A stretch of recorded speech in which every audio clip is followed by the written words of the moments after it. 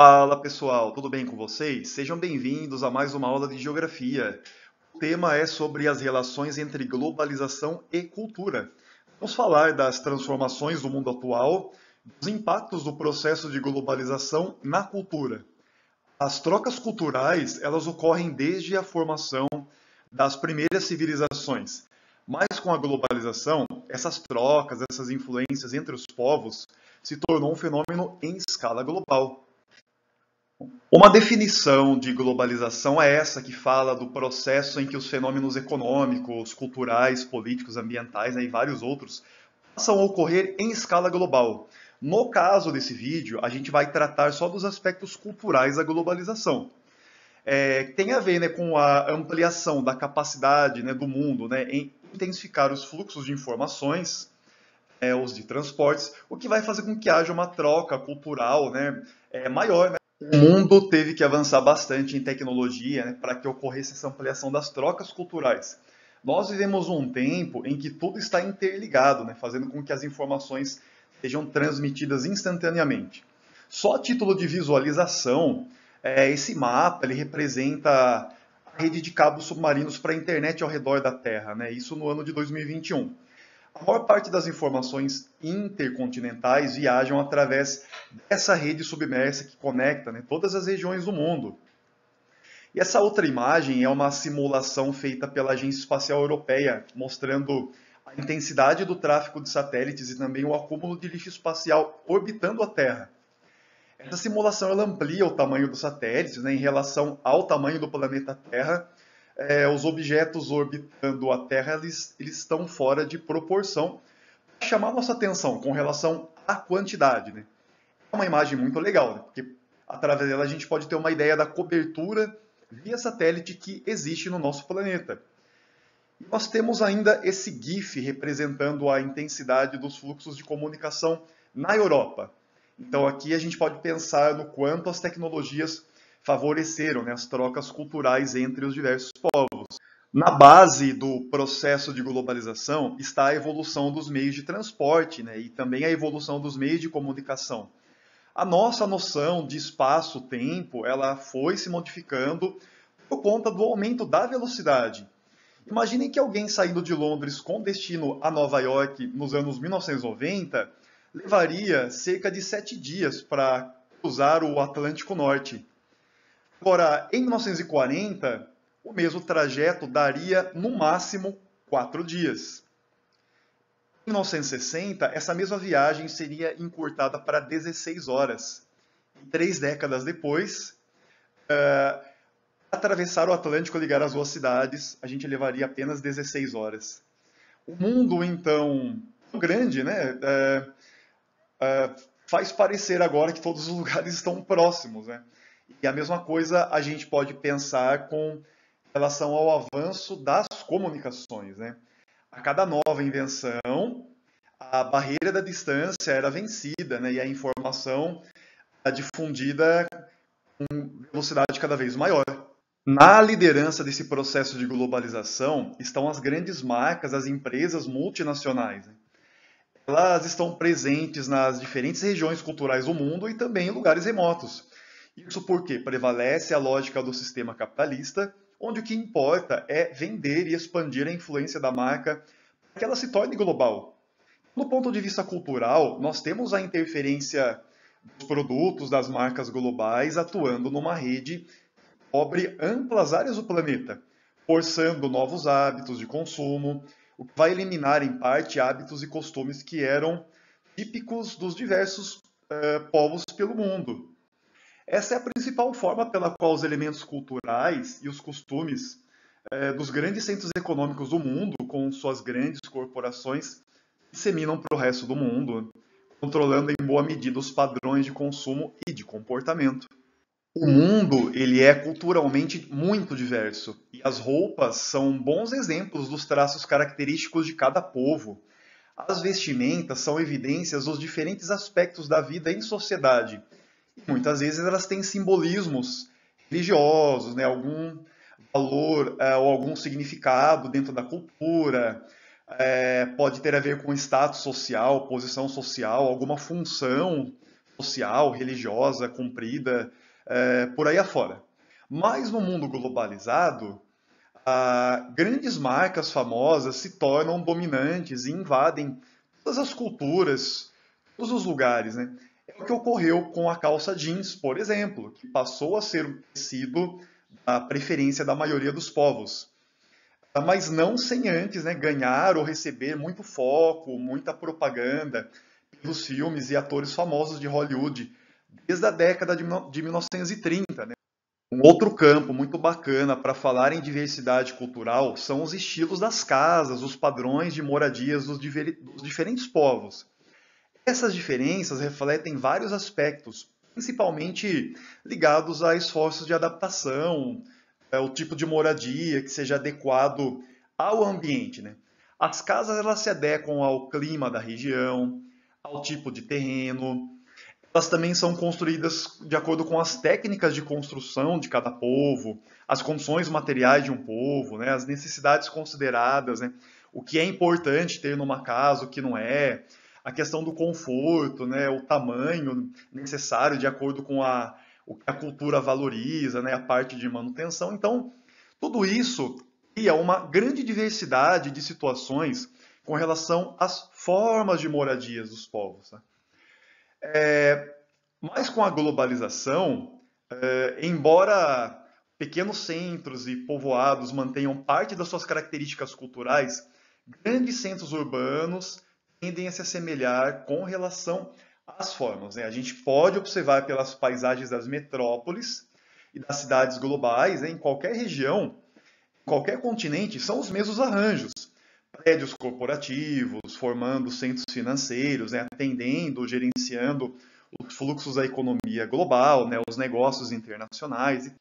A gente vai falar agora sobre indústria cultural, sobre cultura massificada, e vamos começar por esse slide, né, que está mostrando uma imagem antiga do Brasil, dizendo que o Brasil ele era interiorano, com maioria vivendo longe dos grandes centros. A tecnologia fez as pessoas perderem a afinidade social, cercadas por aparelhos modernos, tornaram-se alvos da cultura massificada. Falando em cultura massificada, vamos conversar sobre a indústria cultural. Isso tem a ver com o quê? Tem a ver com produzir ou fabricar itens culturais em larga escala com o intuito de vender e lucrar, né? É a transformação da cultura em mercadoria. O caminho é que a indústria cultural vai criar uma sociedade de massa através da indústria, da diversidade e do entretenimento para atendê-la. E aí, todo mundo consumindo os mesmos produtos, a gente vai ter indivíduos mais controlados, mais manipuláveis, né? Através dos meios de comunicação em massa, nós teremos uma cultura fabricada, né, e popularizada pelas grandes marcas. E é com isso que nós temos uma sociedade que não aprende a refletir, que é totalmente voltada para o consumo, totalmente previsível, com comportamentos pré-definidos, o que fica mais fácil das grandes empresas, né, inclusive, obterem, né, informações, dados e atuarem em cima disso, né? E aqui nós chegamos ao conceito de aldeia global, que é a ideia do encolhimento do mundo, por conta do encurtamento das distâncias e pela informação instantânea que circula e se torna conhecida de muitos em pouco tempo. Também pela tendência a uma certa padronização do consumo. Esse conceito vai falar dos fluxos de informações, né, que diminuem as distâncias e quebram as barreiras geográficas. E isso tornaria o planeta uma organização semelhante às aldeias, com todo mundo interconectado. Só que no nosso mundo atual, né, existem muitas limitações para isso. Então as críticas formuladas acerca desse conceito são essas que nós temos aqui, né? A primeira fala da desconsideração das características locais, regionais, dos diferentes povos e culturas, né? A segunda, da desigualdade de condições. Povos e comunidades distantes de tecnologia não teriam, né, um acesso livre, instantâneo, assim como toda a sociedade moderna e já conectada. Em terceiro lugar, a questão das desigualdades socioeconômicas.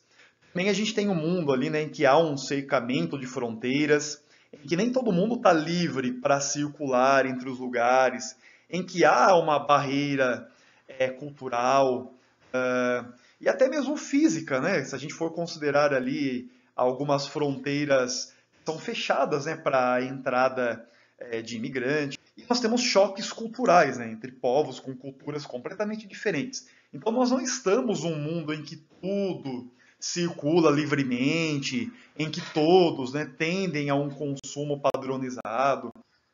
Um outro conceito interessante é o de hibridismo cultural. É quando uma cultura absorve os aspectos de outras culturas. Isso é um fenômeno histórico social, existe desde os primeiros deslocamentos humanos, né, quando resultam em contatos entre grupos distintos. Então é uma coisa que naturalmente ocorreria. Tá? Nós temos ainda o conceito de choque de civilizações. A teoria do Samuel Huntington afirma que as identidades culturais e religiosas dos povos seria a principal fonte de conflitos no mundo pós-Guerra Fria.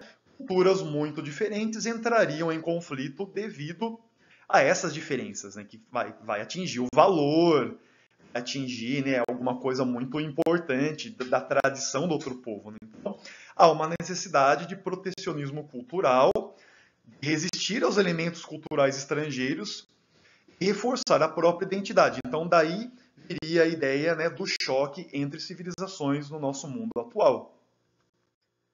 Como é que fica a definição? Nós estamos diante de um mundo que caminha para se tornar uma aldeia global, onde nós teríamos assumidamente uma cultura global, onde todos consomem as mesmas marcas, tendem ao mesmo estilo de vida?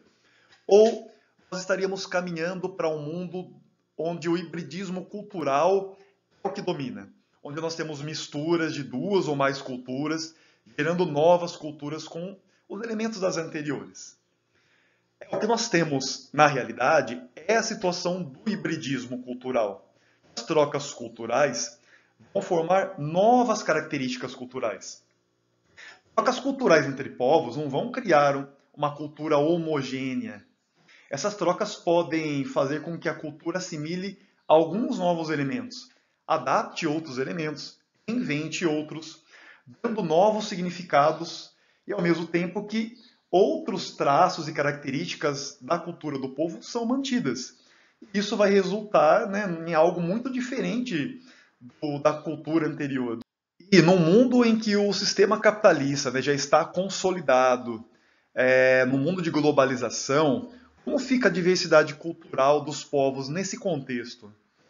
Muitas diferenças são mantidas, mas, por outro lado, há um inegável domínio dos grandes centros econômicos, com maior poder de influência e com alcance praticamente global. Né?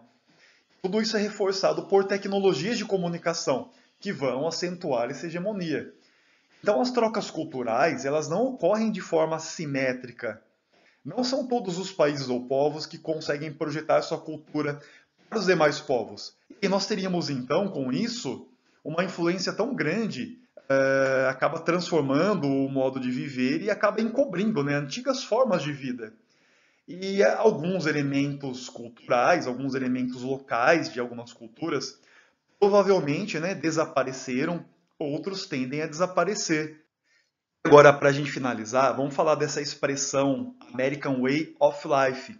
Se você ainda não ouviu essa expressão, provavelmente em algum momento você ouvirá. Tem a ver com o estilo de vida americano, né, com o estilo de vida estadunidense, valoriza a busca da felicidade por meio dos bens materiais, valoriza a liberdade, o consumismo, conquistas pessoais pelo poder aquisitivo. Tá? Então é uma coisa muito voltada para o individualismo. E o American Way of Life alavancou a indústria americana durante todo o século XX. Né? Por quê? Através da propaganda e através do estímulo ao consumismo, a indústria estadunidense pôde crescer e, com isso, a economia americana se projetou para o mundo. E, junto com a economia, nós temos a cultura americana também se projetando para o mundo todo. Né? O poder, a influência cultural dos valores estadunidenses são disseminados, né? Através do cinema, da literatura, da música, do estilo de vida americano. Né? É isso. Tá? Então, Isso coube muito bem no contexto da expansão do capitalismo e os americanos souberam explorar muito bem isso, né?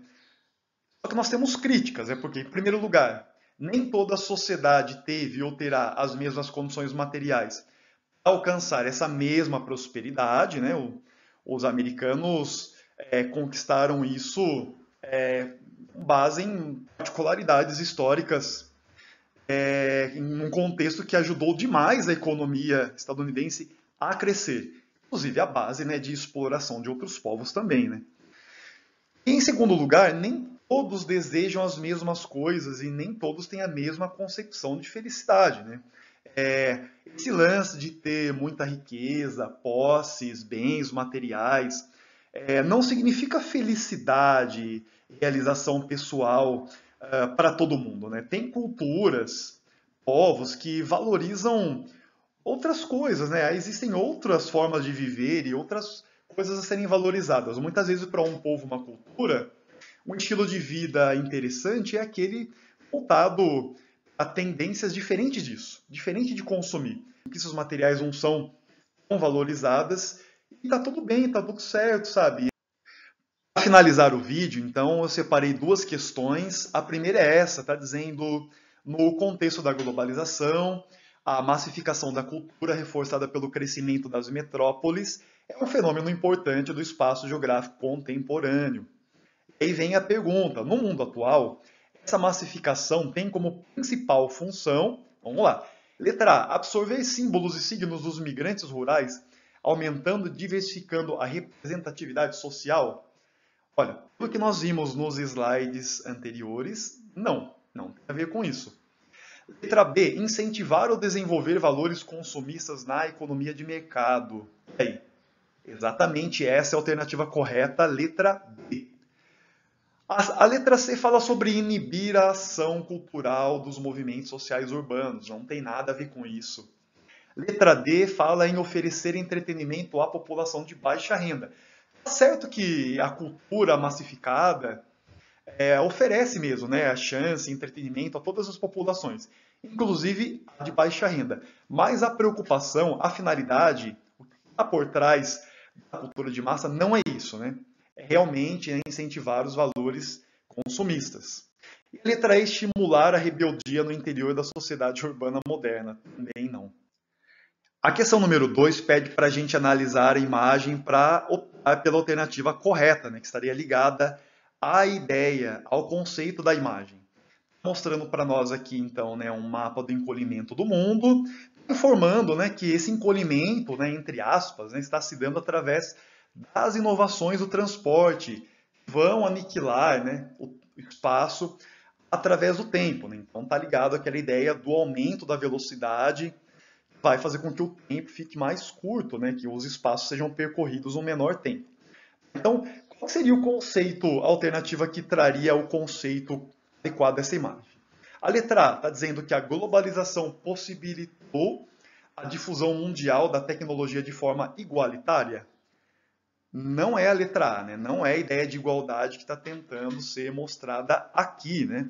Até porque, né, existe uma situação de desigualdade entre os povos, em que países desenvolvidos com certeza têm um acesso muito maior, né, aos meios tecnológicos do que os países pobres subdesenvolvidos. Letra B. A evolução tecnológica aumentou a eficiência dos meios de transportes direcionados apenas ao comércio global? O que está errado nessa letra B é afirmar, né, que os meios de transportes foram direcionados, né, a eficiência deles apenas ao comércio global. Quando, na verdade, né, uma série de outras situações se beneficiam, né, disso, não só o comércio. Letra C. Atualmente, o transporte aéreo é o principal veículo para o transporte de mercadorias global. Não tem nada a ver com a imagem, tá? E também nem é verdade, né, esse conceito, dizendo que o transporte aéreo é o principal transporte para as mercadorias. Letra D. A evolução tecnológica dos meios de transporte favoreceu a integração global de forma mais eficiente e dinâmica, tornando as viagens mais rápidas. Tem chance de ser a letra D. Mas vamos dar uma olhadinha na letra E antes. A revolução dos meios de transporte converteu o mundo numa aldeia global, caracterizada, entre outras coisas, pela interconexão de todos os lugares, livre circulação de pessoas, bens, mercadorias e de capitais. O mundo atual ele não vai ser caracterizado por uma aldeia global e nem pela interconexão de todos os lugares, nem pela livre circulação das pessoas, né? As mercadorias, os bens, circulam com mais tranquilidade, mas as pessoas são barradas, né? Os países desenvolvidos, eles barram, né, a tentativa, né, clandestina de imigração ilegal, né, por parte de pessoas de países pobres, né, que estão tentando fugir de problemas, né, de situações ligadas aí à pobreza extrema, né, crise política, catástrofe natural, enfim, né? Então, não pode ser a letra E. Alternativa correta, letra D. É isso, pessoal. Finalizamos o tema de hoje. Muito obrigado por chegarem até aqui comigo. Eu espero que tenham aprendido, espero que tenham gostado. Valeu, até a próxima. Tchau, tchau.